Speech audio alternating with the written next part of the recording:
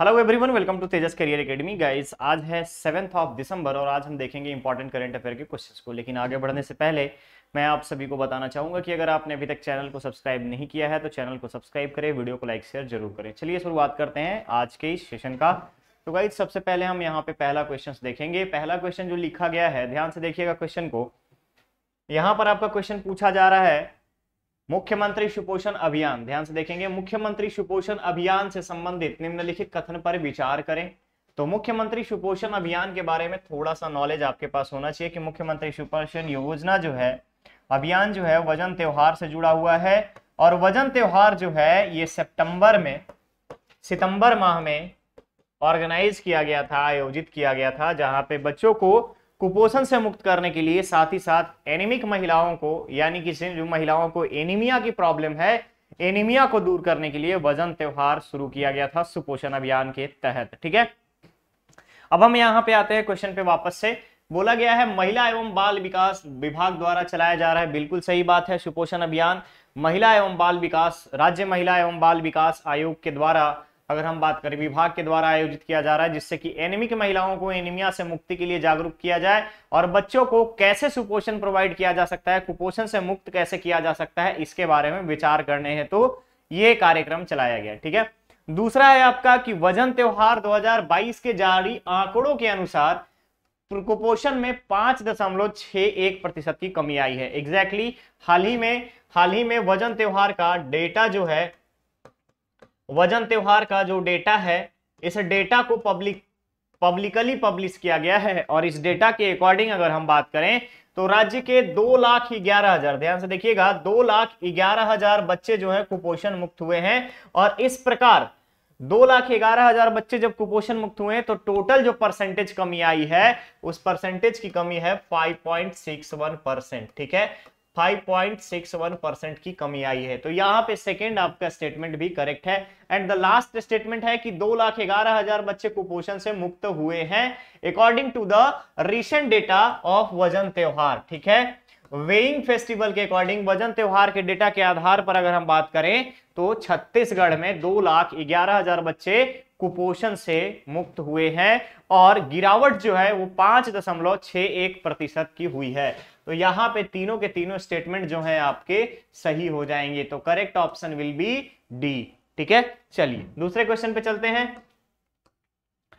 दूसरा क्वेश्चन है, हाल ही में चर्चा में रहे राज्य के बस्तर निवासी सहदेव दिर्दो। अगर आप लोगों को याद होगा, सहदेव दिर्दो एक छोटा सा बच्चा है। इसके बारे में आपसे पूछा जा रहा है कि बॉलीवुड के किस फिल्म में नजर आएंगे। तो राजपाल यादव के द्वारा, राज्यपाल अभिनीत फिल्म राजपाल यादव, ठीक है, जिनको हम कॉमेडी किंग के नाम से भी जानते हैं, राजपाल यादव द्वारा अभिनीत फिल्म सबरी बॉलीवुड की एक फिल्म है जिसकी शूटिंग हो रही है। और इसकी शूटिंग जो है छत्तीसगढ़ के अलग अलग लोकेशन में की जाएगी।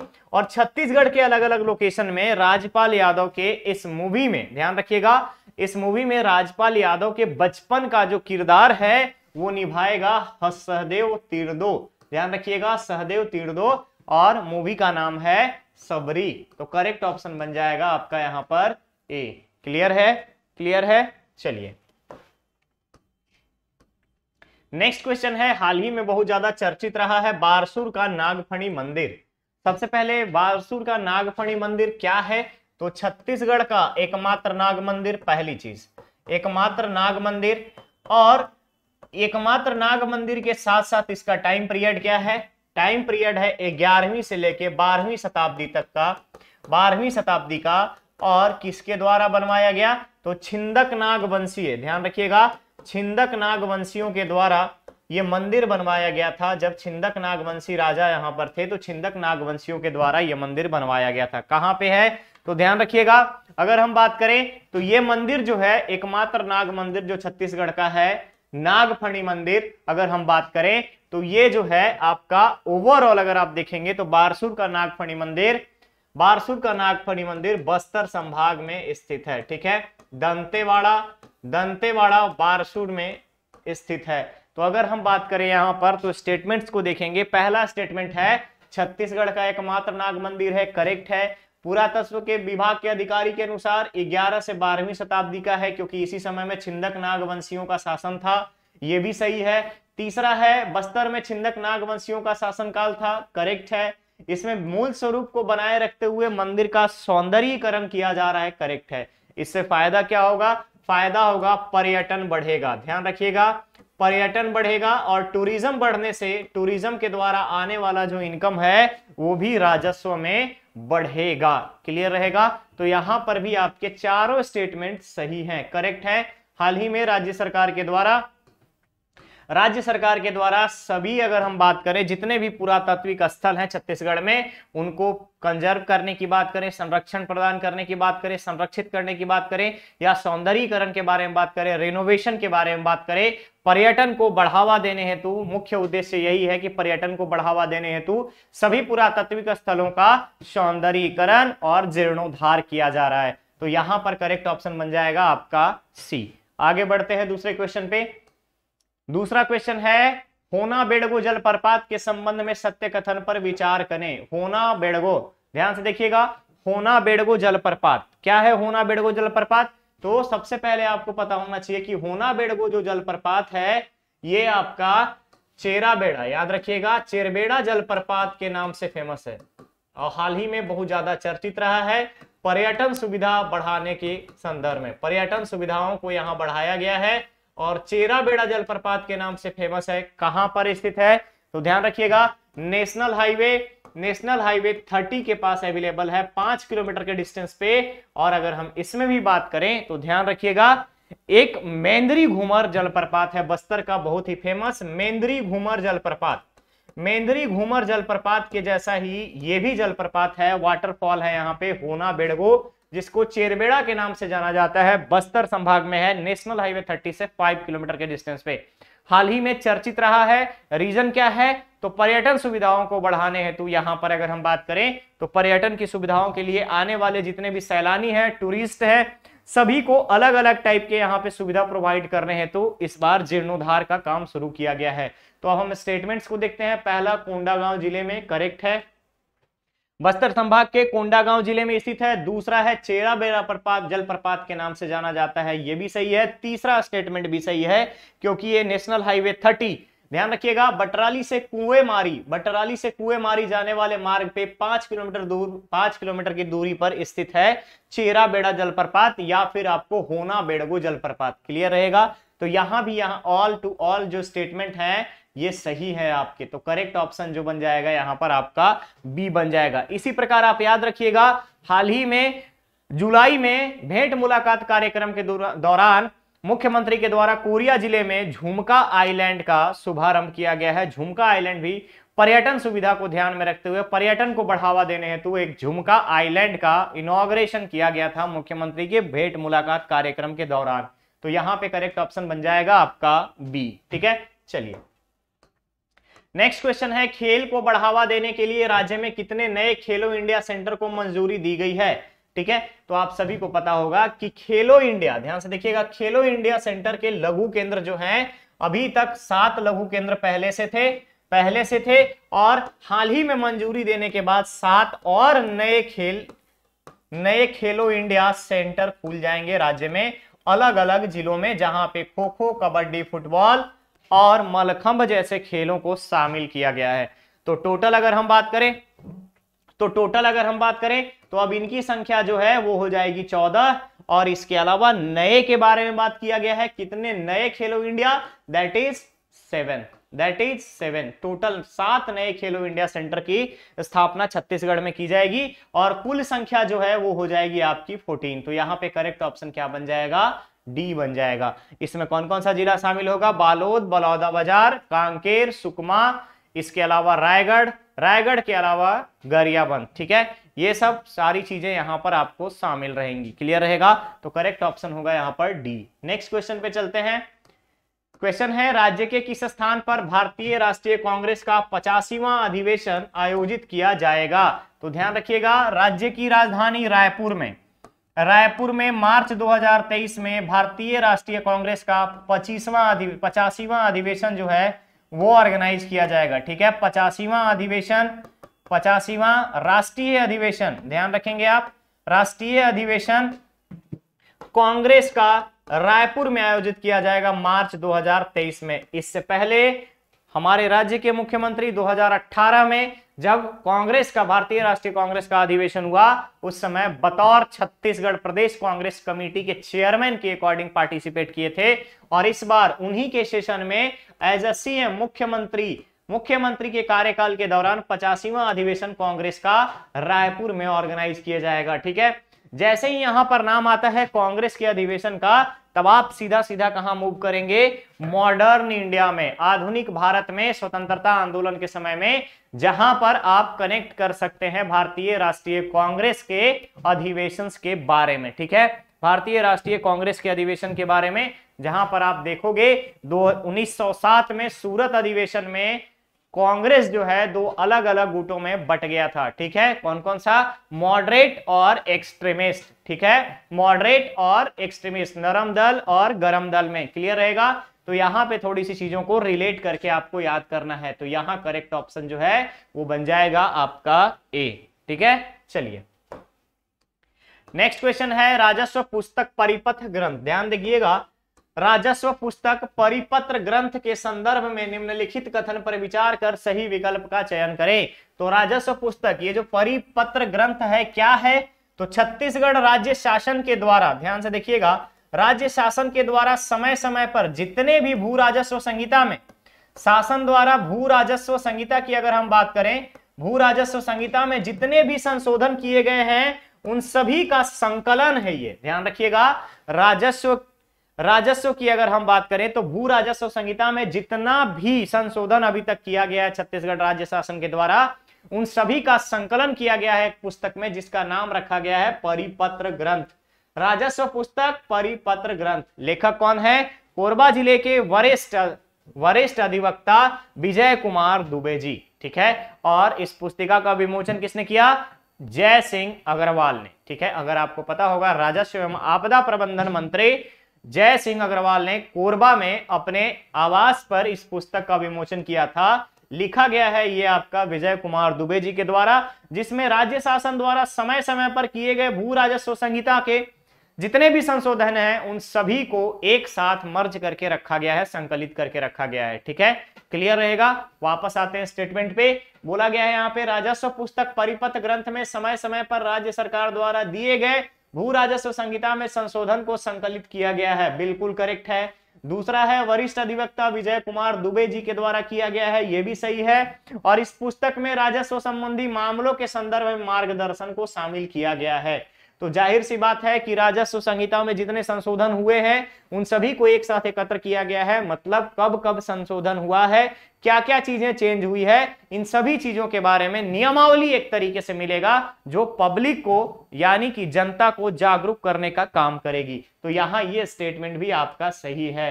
तो करेक्ट ऑप्शन बन जाएगा आपका डी। क्लियर है, क्लियर है। चलिए नेक्स्ट क्वेश्चन पे चलते हैं। क्वेश्चन है यहां पर आपका एनक्यूएस के संबंध में निम्नलिखित कथन पर विचार करें। क्या है एनक्यूएस, तो ध्यान रखिएगा, national quality assurance standard, national quality assurance standard certification.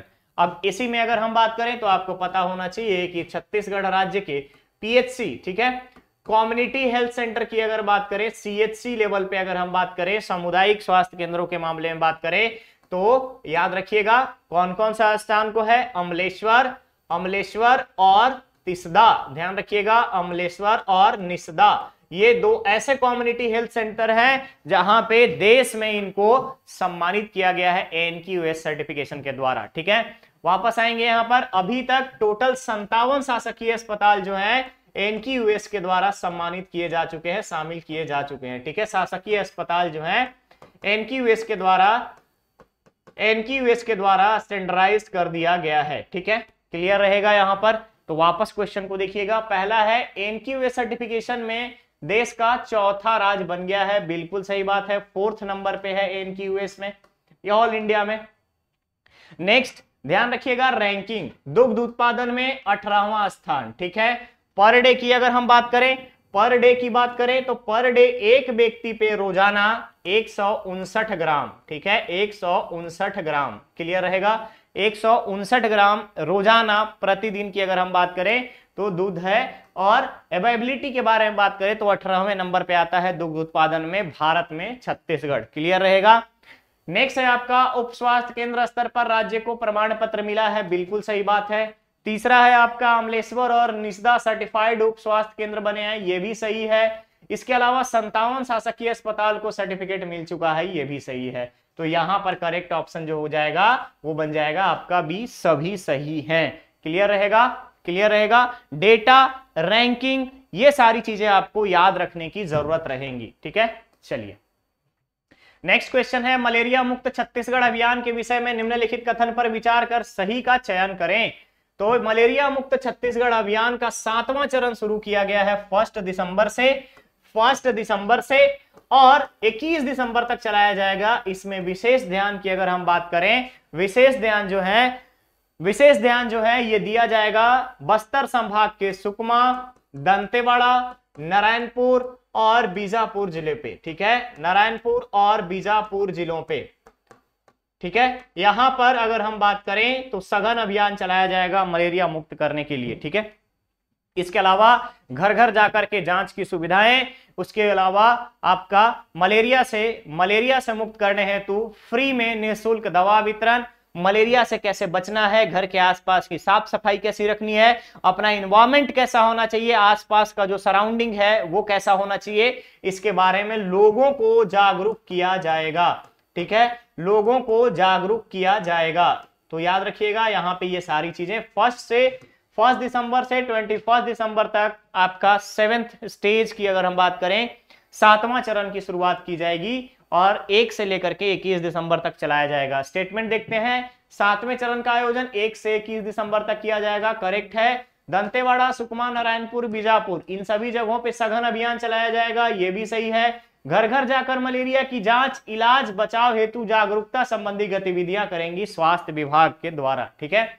स्वास्थ्य विभाग की टीम जो है घर घर जाकर के ऐसी गतिविधियों को परफॉर्म करेगी जिससे कि लोगों को इलाज, बचाव और इसके अलावा मेडिसिन के बारे में इंफॉर्मेशन मिलता रहे। तो यहां भी आपका करेक्ट ऑप्शन बन जाएगा C, that is all statements are correct. ठीक है, चलिए नेक्स्ट क्वेश्चन है आपका, एकीकृत हेल्पलाइन नंबर के विषय में विचार करें। एकीकृत हेल्पलाइन नंबर, आप सभी को पता होगा कि हाल ही में राज्य सरकार के द्वारा बुजुर्गों के लिए एकीकृत नंबर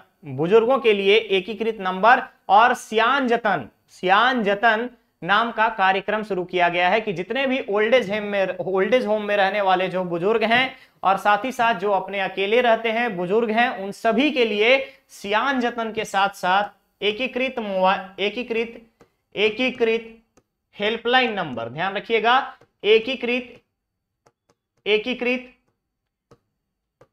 एकीकृत आपका हेल्पलाइन नंबर, ध्यान रखिएगा, हेल्पलाइन नंबर जारी किया गया है और ये हेल्पलाइन नंबर है 15326, ध्यान रखिएगा 155 ये हेल्पलाइन नंबर है जिसमें कोई भी बुजुर्ग ऐसे हैं जो राज्य के किसी भी जगह पे रह रहे हो, अकेले रहते हो, उनकी देखभाल के लिए सियान जतन के माध्यम से एकीकृत हेल्पलाइन चालू किया गया है। और ये बुजुर्गों के साथ साथ ट्रांसजेंडरों के लिए, दिव्यांगों के लिए और पेंशन संबंधी जितनी भी शिकायतें हैं उनके निवारण हेतु इस एकीकृत नंबर को चलाया गया है। यानी कि लाभान्वित में अगर हम देखें तो सियान जतन तो है ही बुजुर्गों के लिए, इसके अलावा दिव्यांग के बाद ट्रांसजेंडर के बाद ऐसे पेंशन भोगी जिनका पेंशन किसी कारणवश रुका हुआ है, पेंशन संबंधी समस्याओं के निराकरण के लिए इस एकीकृत नंबर को, हेल्पलाइन नंबर को चालू किया गया है। कब चालू हुआ है?